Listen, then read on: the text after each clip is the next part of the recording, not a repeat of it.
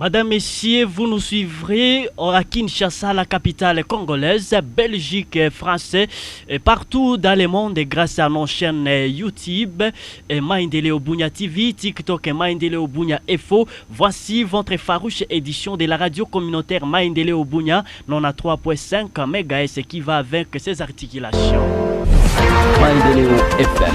À la une de cette édition, des hommes armés identifiés aux éléments de la milice Zaïre ont été pointés du doigt accusateurs dans le meurtre de 5 civils tués la journée du samedi dernier au village Bouchama dans le secteur de Walendu Djati. Les détails vous arrivent. Maendeleo FM. Au sommaire de cette édition, l'état de siège a apporté un plus dans la stabilisation du territoire d'Irumu. C'est ce qu'a confirmé le commissaire supérieur principal Philippe Makanga que vous aurez à suivre dans cette édition des nouvelles. Maendeleo FM. Les cours n'ont pas toujours repris ce lundi 10 février en 2025 à Goma, chef-lieu de la province du Nord Kivu, malgré la sensibilisation des autorités scolaires qui ont appelé les parents à envoyer leurs enfants à l'école. Vous aurez les détails dans cette édition des nouvelles. Maendeleo FM. Tels sont les titres choisis parmi tant d'autres qui font l'ossature de cette grande édition. Madame, Messieurs, je vous attends au détail. Ce journal vous est présenté par Denis Maki. Lui, c'est l'ingénieur de Soja Sirumbata qui est en face de moi. Et le réalisateur de cette édition, c'est bien le formidable Sissi Lema. C'est grâce à lui que vous êtes en train de nous suivre à travers le monde entier. Des hommes armés identifiés aux éléments de la milice Zaïre au pointé du doigt et accusateurs dans le meurtre de 5 civils la journée du samedi dernier au village Bouchama dans le secteur de Walendu Djati à territoire d'Endjougou. Selon Justé Goudja, chef du 10 secteur, et parmi les victimes figure des AFA. Et Salim Kassereka nous a dit plus ça. 5 personnes ont été tuées dans une attaque meurtrière attribuée aux éléments de la milice de l'autodéfense Zaïre la nuit du samedi 8 février 2025 au village Bouchama. Les dégâts matériels ont été aussi énormes. C'est vers 0h la nuit du samedi au dimanche, le 8 au 9 février 2025, qu'une incursion de groupes armés identifiés au Zaïre venait d'être enregistrée au village Bouchama du groupement Fataki, secteur de Walendu Djats. Laquelle incursion fait état de 5 personnes sous-gelées abattues, 2 mamans, 2 enfants filles, un papa.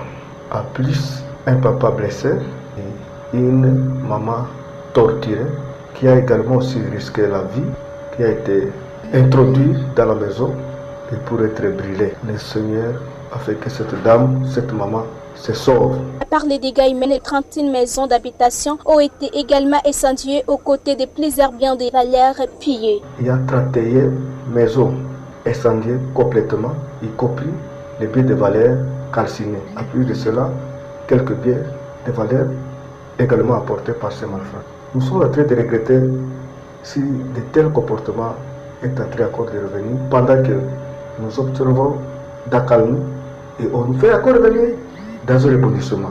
Grâce à l'intervention des éléments des forces armées de la République démocratique du Congo pour limiter les dégâts, un malfrat a été capturé et se trouverait entre les mains de l'armée loyaliste à Fatak. Les victimes ont été enterrées dimanche sous une forte émotion de leurs familles respectives. Pour l'instant, une accalmie s'observe dans la région. Certains civils qui ont fui vers des entités voisines ont regagné leur domicile. Par ailleurs, les familles qui avaient subi l'incendie des maisons éprouvent d'énormes difficultés. Du territoire d'Endjougou Randono à Irumu, l'état de siège a apporté et plus dans la stabilisation du territoire d'Irumu. C'est ce qu'a affirmé le commissaire supérieur principal Philippe Makanga, commandant PNC à territoire d'Irumu. Au cours d'un entretien exclusif accordé à la RCM Bunya, cet officier de la police a félicité le gouverneur militaire de l'Ituri pour la maîtrise de la situation sécuritaire. Il est dans ses propos choisis par Joseph Tsouki. Été désigné commandant territoire d'Irumu il y a au moins 4 ans. C'était avant l'état de siège. Et l'état de siège m'a trouvé ici à Irumu. Et mes impressions sont telles que avant quand je suis arrivé en 2021, le début 2021, nous nous avions trouvé un territoire d'Irumu où la circulation n'était pas libre. Il y avait des groupes armés partout, la population ne se promenait pas en toute liberté. Il y avait des cas, des enlèvements, des coupures de route, tout ça. Avec l'avènement de l'état de siège, en tout cas, nous sommes en train de vivre des changements. Aujourd'hui, à Irumu, il y a la circulation libre et c'est à n'importe à quel temps, à quelle heure, les passagers, la population, bref, circulent dans toute quiétude, dans toute liberté. C'est ça d'abord le point positif avec l'avènement de l'état de siège qui est commandé ou bien dirigé par le gouverneur, le lieutenant général de Boya Kachama, étant aussi commandant des opérations. Donc il est en train de mener ces opérations au beau point, jusqu'au point qu'aujourd'hui nous faisons un constat ensemble que même un motard peut quitter Komanda, peut quitter Luna à 18h et arriver à Bunia, même 21h, 22h sans problème. Par ailleurs, il lance un message fort. Nous ne voulons pas de policiers tracasseurs, a-t-il dit.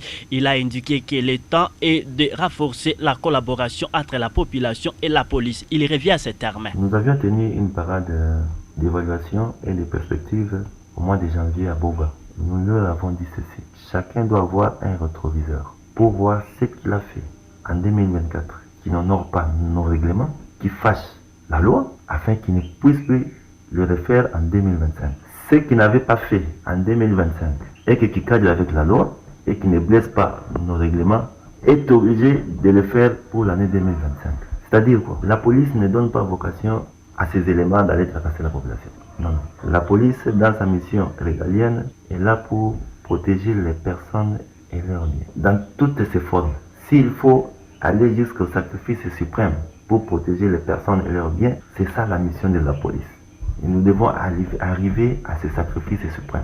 Donc j'attire l'attention à ceux-là qui se sont donnés comme mode de vie la tracasserie, de faire très attention. L'heure n'est pas à la tracasserie, l'heure est à la vigilance. Or, pour être vigilant, il faut avoir une relation parfaite avec autrui, avec la population. Parce que c'est la population qui doit nous renseigner. Parce que la vraie vigilance, c'est la population. La population, elle est partout. C'est elle qui les garde, elle voit, elle entend. Et elle doit nous renseigner à temps. Mais si toi tu tenais à tracasser cette population, et cette population ne va pas te donner les informations que toi, tu as besoin. C'est ainsi que nous mettons un accent sur ça. Nous ne voulons pas de policiers tracasseurs. La population a besoin de la paix. Une marche pacifique a été décrétée par la société civile de la chefferie de Babila Babombi à territoire de Mambasa Nituri. À en croire Anicette Kataval, son coordonnateur, a répondu favorablement ce lundi 10 février 2025 à cet appel qui aurait pour but de soutenir les militaires qui sont à la ligne de front dans le Grand Nord. Il est dans cet élément choisi par votre radio. La cause principale de cette marche était juste pour soutenir les FARDC et les Wazalendo qui sont sur la ligne de front au niveau de Lubero et partout là que les M23 sont en train de vouloir secouer pour récupérer la partie est de notre pays. Cueillir ici et là, nos frères qui sont à Goma sont en train de souffrir, ceux qui sont à Kirumba vraiment sont tués, les autres sont en train d'être fouettés pêle-mêle. Nous sommes dans un pays qui a le régime démocratique. Alors là on ne peut même pas, on veut maintenant nous plonger dans un régime très absolu. Or, c'est que nous ne voulons pas. Nous voulons que d'abord notre pays soit indivisible, raison pour laquelle nous soutenons les FARDC qui sont sur les lignes de front et ainsi que les Wazalendo. Notre personne ressourcée sied de signaler que toute personne de bonne volonté doit donner une contribution vivrière et non vivrière pour renforcer les FARDC. Il revient à ces termes. Et après cette manifestation, nous avions appelé la population de la chefferie de la Babila Babombi de contribuer le peu qu'ils peuvent avoir pour que nous puissions acheter au moins les vivres et les non-vivres, c'est que nous allons amener au niveau de Lubero pour que nos vaillants militaires puissent les consommer, qu'ils ne puissent pas reculer en disant qu'ils ont fait. Pour limiter la porosité des frontières nationales et combattre les menaces extérieures, un projet de travail est présenté à la crème intellectuelle des Mahagi le samedi dernier par l'administrateur adjoint du territoire. Le colonel Toumba Kalala et Claude dans la salle de conférence a partagé les condensés de son travail sur la création d'une nouvelle unité en CDFARDC qui s'appellera Division interarmée de défense. C'est au cadre de l'armée. La mission de cette unité sera la mise en œuvre des actions entreprises par le pays pour protéger ses frontières nationales. Voici un extrait de son exposé choisi par votre radio. Nous pensons intégrer une nouvelle unité dans les FARDC, laquelle pourrait s'appeler Division interarmée de défense, conformément à l'esprit de la doctrine telle que définie par les gouvernements congolais. Une fois que cette proposition sera adoptée, la dite unité va intégrer la chaîne de commandement de la mise en œuvre.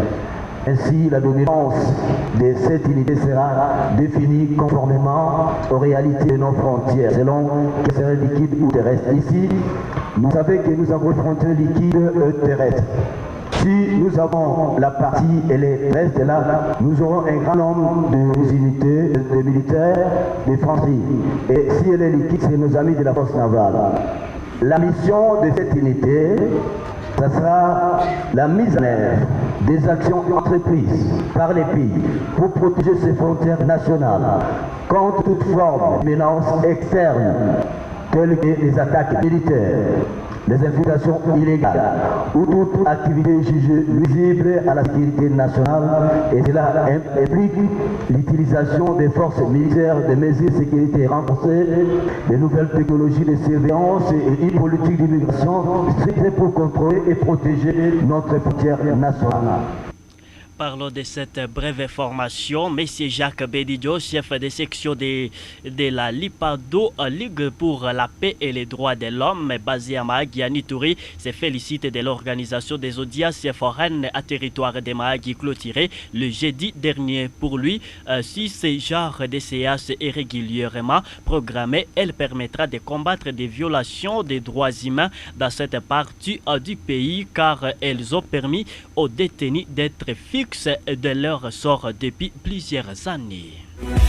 RCM FM, ligne éditoriale, la promotion de la paix pour le développement. www.mandelaobunia.net. Radio communautaire Mandeleo, les top des médias, les informations en ligne.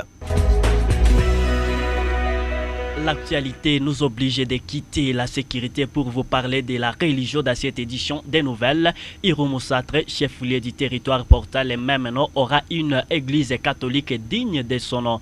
La pose de la première pierre de construction de l'église de ce secteur de plantation pastorale qui sera d'ici là une paroisse a été faite par Monseigneur Dieudonné Oringi ce lundi 10 février 2025. Détail Joseph Mouindo Tisuki depuis la région. Lors de sa prise de parole, Monseigneur Dieudonné Oringi a appelé tous les enfants d'Irumu à unir leurs efforts à ceux des bienfaiteurs pour la construction de cette église. Cette église existe depuis longtemps. Malgré c'est le chef-lieu du territoire, il y avait moins de personnes. Nous nous posions la question, qu'est-ce qui vous empêche de construire? D'autres chefs-lieux du territoire ont déjà construit des paroisses.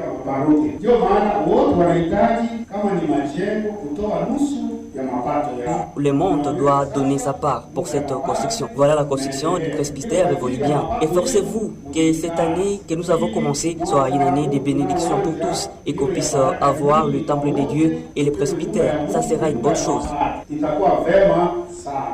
L'honorable dignitaire d'État Saïdi Chichombo, qui finance ces travaux, est revenu sur ces projets. Ça fait aujourd'hui 100 jours depuis tous les... Ça fait 100 jours qu'on était ici avec Monseigneur l'évêque pour la pose de la première pierre du presbytère. Ça évolue bien, on est déjà au niveau du lindon. Et d'ici là, on va commencer la charpente. On n'a pas voulu mettre le bleu de méthylène s'il a plu en construisant le presbytère alors que l'église était dans un mauvais état. C'est pourquoi on a demandé l'autorisation à Rome. Et comme vous le savez, c'est depuis 1928 que l'église n'est pas déjà bien construite. Et voilà, nous sommes là avec Monseigneur l'évêque pour la pose, la première pierre pour la construction de cette église catholique.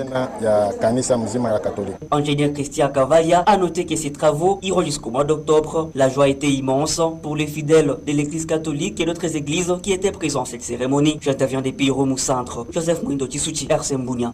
Présente à cette cérémonie, Francine Katirogo, une des femmes leaders du territoire d'Irumu, a salué cet élan de développement. Pour elle, la construction de cette église est une fierté pour le territoire d'Irumu. On l'écoute. Je suis très ravie de voir les enfants d'Irumu pour dire qu'ils étaient très nombreux et puis voir encore la présence de Monsieur l'évêque du diocèse de Bounia qui est venu célébrer cette cérémonie. Et puis je viens d'attendre, et ça fait depuis 1975 que les derniers évêques étaient là. Sinon, on est très ravis, très contents de les revoir encore à 2024. Donc ça fait beaucoup des années, plus de 50 ans. C'est pour notre avantage, je crois, en Irumu, parce que dans beaucoup de territoires, il y a des diocèses, c'est pas quoi, sauf ici à Irumu et à Ndjougou. Je profiterai aussi de dire aux enfants de Ndjougou de les faire comme nous. Comme nous on était les derniers, mais heureusement, on vient de commencer et aussi qu'ils puissent profiter de faire pour eux. Parce que dans Parlons encore de cette brève de cette information. Donc, quittons la province de l'Ituri pour la province du Nord Kivu. Les cours n'ont pas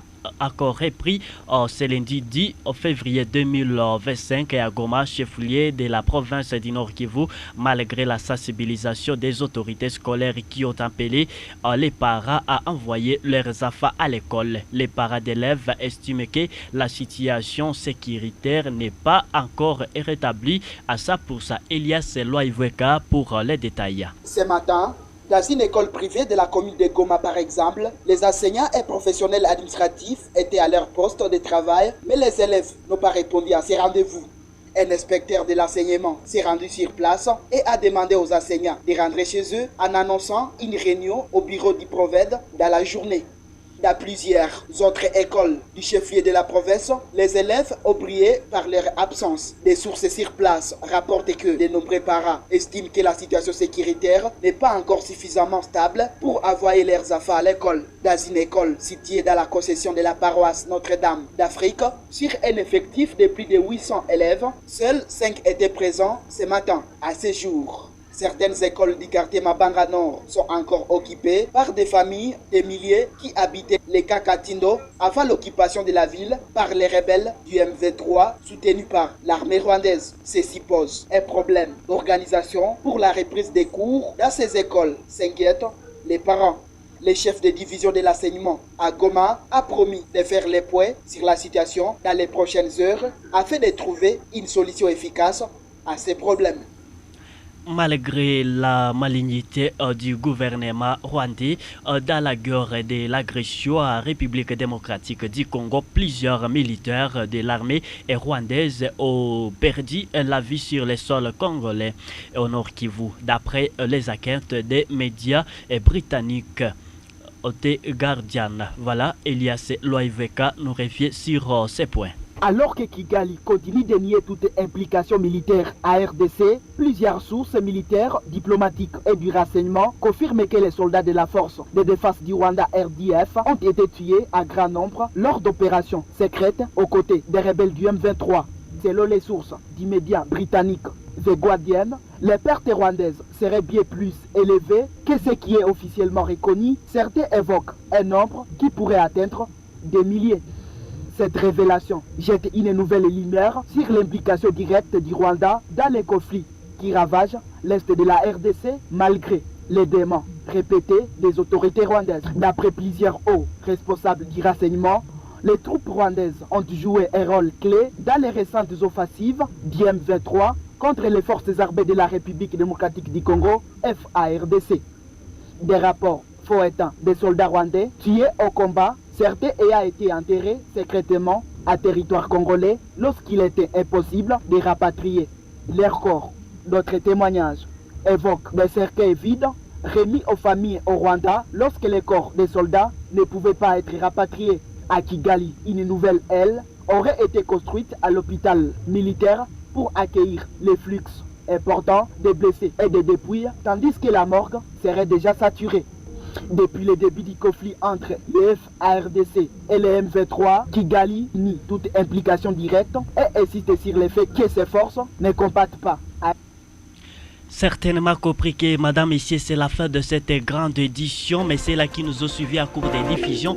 Pas de panique, je vous rappelle les squelettes de ces radios. Maendeleo FM. Des hommes armés identifiés aux éléments de la milice Zaïre ont été pointés du doigt, accusateurs dans le meurtre de 5 civils tués la journée du samedi dernier au village Bouchama dans le secteur de Walendou et Djati. Vous avez Maendeleo FM.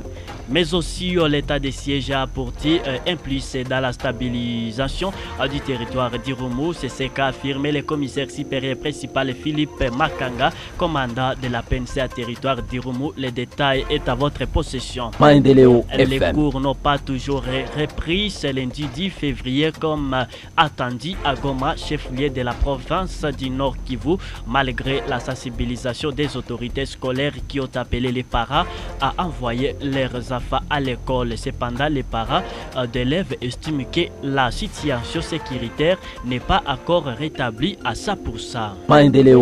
Si vous l'avez aimé, dites également merci à Denis Maki qui vous l'a présenté.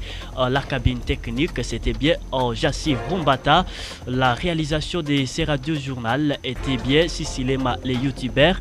Merci aussi à toute cette équipe rédactionnelle qui a concouru à sa réalisation. Jospe Wajorkim, Elias Loaiveka, Joseph Mouindo Chisuki. Madame, messieurs, vous êtes en train de nous suivre partout au monde, à Kinshasa, la capitale congolaise, France, Belgique, aux États-Unis et dans tous les coins de la planète grâce à notre chaîne YouTube, Copte TikTok et notre page Facebook. Vous allez suivre les actualités, ces mêmes actualités sécuritaires, alors politiques, sociales et sportives, en écrivant tout simplement Maendeleo Bunia TV. Ne manquez pas aussi de vous abonner massivement. On se retrouve dans nos prochaines éditions. Je vous salue. Bye bye.